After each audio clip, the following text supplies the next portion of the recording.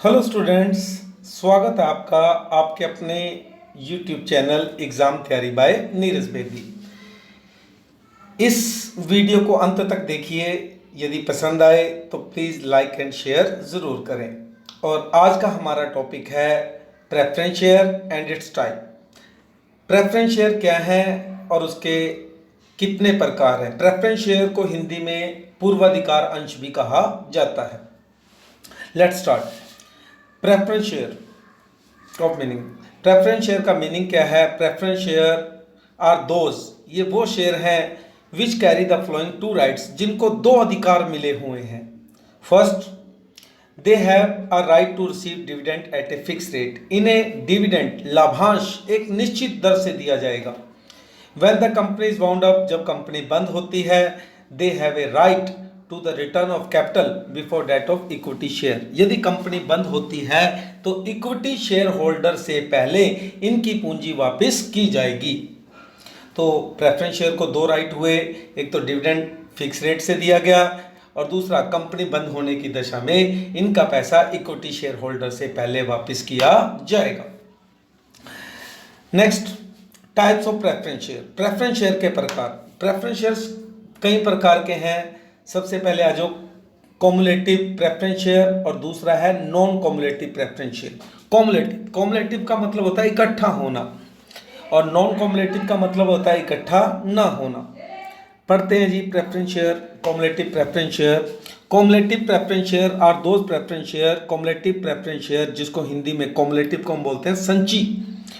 संची पूर्वाधिकार अंश वे पूर्वाधिकार अंश हैं the holder of which are entitled to receive the arrear of preference dividend before any dividend is paid on equity share.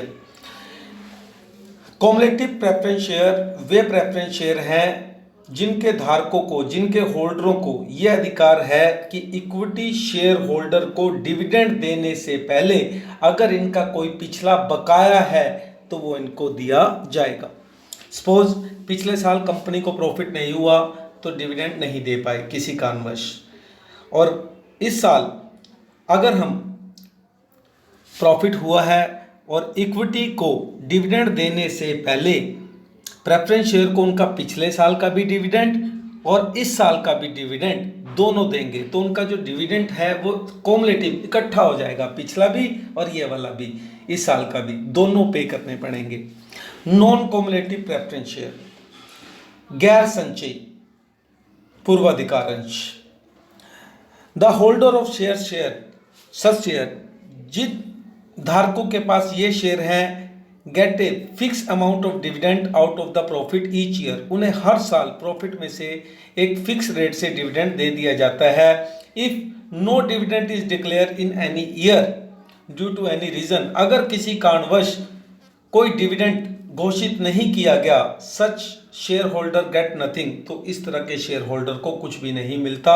NOR can they claim unpaid dividend, और ना ही ये किसी भी साल के डिविडेंड के लिए क्लेम भी कर सकते हैं, नहीं कर सकते। मान लो अगर किसी साल किसी रीजन से प्रेफरेंस को डिविडेंड नहीं दे पाए तो नॉन कॉमुलेटिव प्रेफरेंस शेयर वाले अपने बकाया डिविडेंड के लिए कोई भी क्लेम नहीं कर सकते। थर्ड, पार्टिसिपेटिंग और नॉन पार्टिसिपेटिंग। फोर्थ, पार्टिसिपेटिंग भागयुक्त और नॉन पार्टिसिपेटिंग अभागयुक्त। पार्टिसिपेटिंग पढ़ते हैं। Such shares in addition to the fix preference dividend carry a right to participate in the surplus profit. जिनके पास पार्टिसिपेटिंग प्रेफरेंस शेयर हैं उन्हें एक फिक्स रेट से डिविडेंड तो दिया जाएगा ही है, पर इक्विटी शेयर होल्डर को डिविडेंड देने के बाद अगर कोई प्रॉफिट बचता है तो उस प्रॉफिट में से भी कुछ पार्ट इनको और मिल जाएगा। मतलब एक फिक्स रेट से तो मिल ही रहा है, उसके अलावा अगर कोई प्रॉफिट बच जाता है तो उस प्रॉफिट में से भी इनको कुछ पार्ट दिया जाएगा, तभी इसको पार्टिसिपेटिंग प्रेफरेंस शेयर कहा जाता है। Non participating preference share. Non का मतलब इन्हें बचे हुए में से, मतलब इनको एक फिक्स रेट से डिविडेंड मिल रहा है वो तो मिलेगा ही, बट अगर कोई एक्स्ट्रा प्रॉफिट हो गया, सरप्लस प्रॉफिट हो गया, तो उस सरप्लस प्रॉफिट में से इनको किसी भी तरह का कोई पार्ट नहीं दिया जाएगा। Such shares get only a fix rate of dividend, इनको सिर्फ एक फिक्स रेट वाला डिविडेंड ही मिलेगा, बकाया प्रॉफिट में से कोई एक्स्ट्रा पार्ट नहीं मिलेगा। फिफ्थ, रिडीमेबल प्रेफरेंस शेयर और irredeemable preference share. Redeem शोध्य और ई रिडीम अशोध्य। रिडीमेबल सच शेयर्स, ये वो शेयर हैं are those which will be repaid by the company within a stipulated period in accordance with the term of issue. जैसा कि issue की शर्तों में समय बताया गया था, उस समय के अनुसार उस टाइम पीरियड में इनके पैसे इनको वापस कर दिए जाते हैं, वह रिडीमेबल प्रेफरेंस शेयर कहलाते हैं। ई रिडीमेबल अशोध्य। Irredeemable preference share are those, ये वो शेयर हैं the capital of which can not be refund before winding up. ये वो शेयर होल्डर हैं जिनका पैसा सिर्फ कंपनी के समापन की दशा में ही वापस होगा, उससे पहले नहीं होगा। पर अब इस तरह के शेयर इशू नहीं किए जाते। एक कंपनी को मैक्सिमम 20 साल के अंदर अंदर लोगों का पैसा वापस करना होता है, और अगर कोई इंफ्रास्ट्रक्चर कंपनी है तो उसको 30 साल के अंदर लोगों का पैसा वापस करना पड़ता है। Seventh, convertible preference share. Convert जिसको परिवर्तन किया जा सके।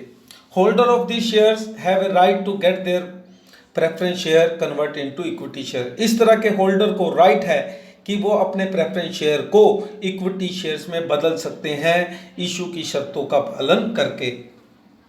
नॉन कन्वर्टेबल, नाम से ही पता लग रहा है नॉन कन्वर्ट, इनको कन्वर्ट नहीं किया जा सकता। When the holder of preference share have not been confirmed the right of getting their preference share convert into equity share, इनके पास, इस तरह के शेयर होल्डर के पास किसी भी तरह का अधिकार नहीं है कि वो अपने प्रेफरेंस शेयर को इक्विटी शेयर में बदल लें। सच शेयर आर कॉल्ड, इसी तरह के शेयर्स को हम नॉन कन्वर्टेबल प्रेफरेंस शेयर कहते हैं। Thanks to everyone.